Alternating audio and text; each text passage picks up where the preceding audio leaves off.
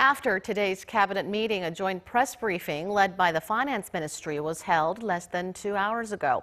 Our Kim Ji-yeon, who was at the briefing, is on the phone to tell us about the details of the government's economic focus and the Korean economy's outlook.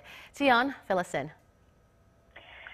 Finance Minister Kim Dong-yeon detailed the government's economic plans earlier today with the aim of boosting growth through job creation, particularly in the public sector. And to do that, the minister says that there needs to be a paradigm shift in order to resolve the chronic socio-economic issues of low growth and income polarization that stem from structural issues, and stress the need for a more inclusive growth that values growth as well as fair distribution of wealth.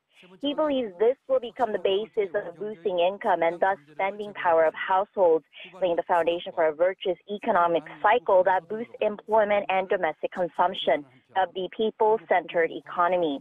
While working on raising the minimum wage to 10,000 Korean won, or nearly $9 from the current $5.80, the minister says the government will try to alleviate the burden on small businesses.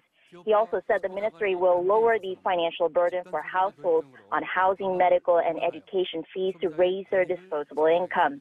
The minister also said the government will expand employment subsidies and improve the basic livelihoods of the people so that they are on par with the rest of the OECD in terms of income distribution. Next, the minister emphasized a fairer economy where all economic entities abide by the same rules and regulations for innovative and sustainable growth. The most pressing issue, he says, is to get rid of unfair transactions among conglomerates and small and medium-sized companies. And he says the government will unveil a tax support package to promote a collaborative model. The minister also emphasized the importance of preparing early for the so-called fourth industrial revolution and said the government will prepare against rising trade protectionism with the aim of raising exports of local SMEs and promoting employment figures overseas among the Korean youth. As a result of all these efforts, the government has raised the country's GDP growth outlook to 3% this year from the previous forecast of 2.6%.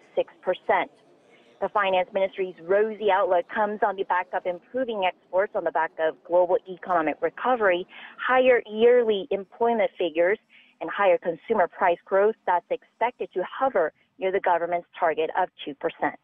Back to you, Dawn.